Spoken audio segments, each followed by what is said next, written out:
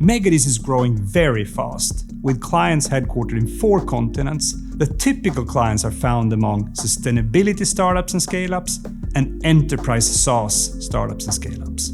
We also do work with some of the biggest B2B companies in the world, but with a key focus on startups and scale-ups where we can make a very big impact. A few other key attributes found in our most suitable clients are having a finite target market, such as one industry or the biggest companies in a region or similar.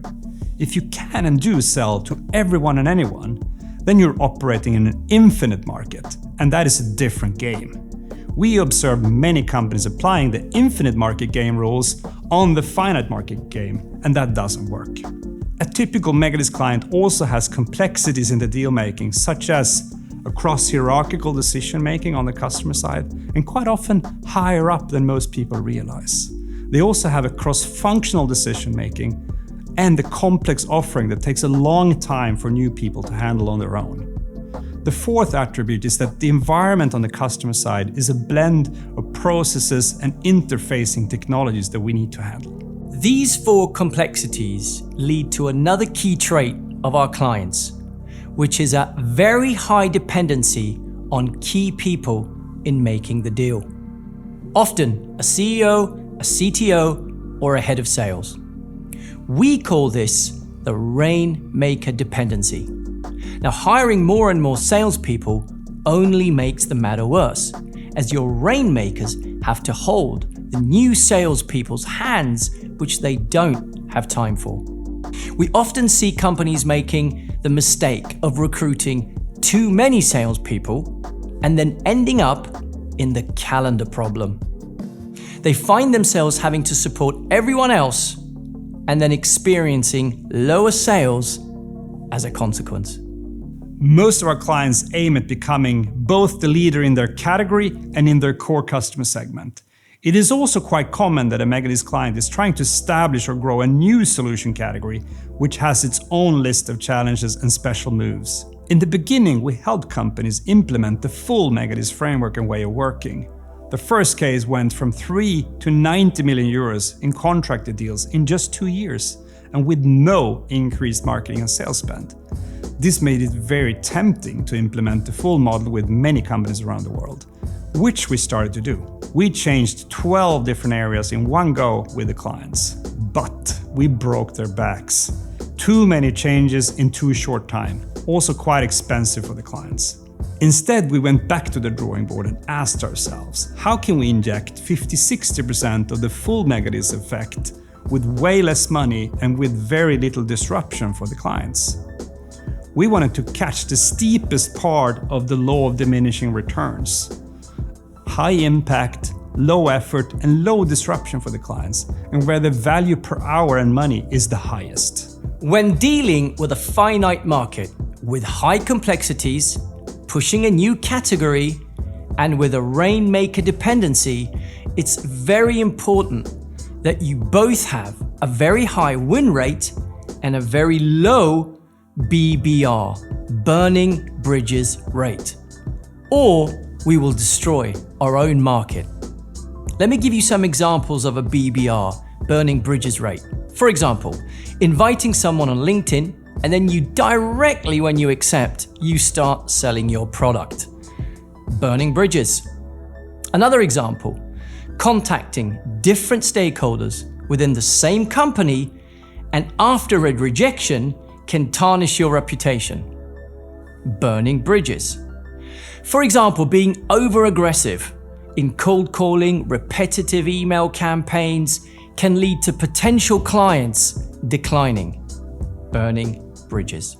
So methods that force your potential client to say a yes or a no, like cold calling, repetitive, automation email outreach, are forcing your client to say yes or no. And when your brand, your category, you and your references are unknown, the likely answer is a no. This is the #1 reason why Megadeals and our clients don't use junior sales and business development reps, chasing after clients who have a high burning bridges ratio. Instead, we use a very targeted build-up of brand, personal brand, category knowledge, and thought leadership. We do this via 1. Hyper-target multi-channel ads targeting the relevant stakeholders in your targeted accounts, and 2. Team-based thought leadership, building in social channels, and 3. A soft team-based social selling method. But please note that when playing the infinite market game, on the other hand, different rules apply.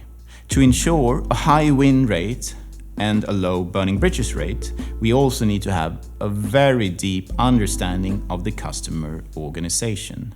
This to understand where we talk in the organization and which the likely Tier 1, Tier 2 and Tier 3 stakeholders are.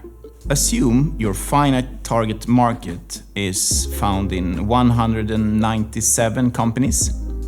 In each company, you have 7 Tier 1, 20 Tier 2 and another 30 Tier 3 stakeholders that have a high to medium impact on a potential deal with you. So, all in all, about 11,000 people in the world have a significant, if not absolute, influence on whether you will be a unicorn or fighting for the breadcrumbs. Out of these 11,000, 1,379 key stakeholders are critical. To increase the likelihood of becoming the category and segment leader in the example above, we need to win the hearts and minds of at least the 1,379 key stakeholders, but preferably even the total 11,000. The size of the audience and the number of yeses you need is bigger in each organization when pushing a new category. New categories need to be sanctioned by more stakeholders compared to categories that are already very mature. Ping us and we can share more about the Megadeals W model if the new versus old category discussion interests you. And we can share a few separate videos as well. Given these circumstances, it's essential to support sales and rainmakers in 3 specific areas. Number 1 is that Account Intelligence Report provides detailed insights into the 197 companies that will account for over 80% of potential volumes in the upcoming years. Each company's stakeholders should be identified, including the Tier 1, Tier 2, and Tier 3. The second area covers a comprehensive media strategy across various platforms to elevate brand awareness, category recognition, and the key problems your brand addresses. This machinery should also highlight your brand's key employees and references from this finite market to Tier 1, Tier 2, and Tier 3 stakeholders.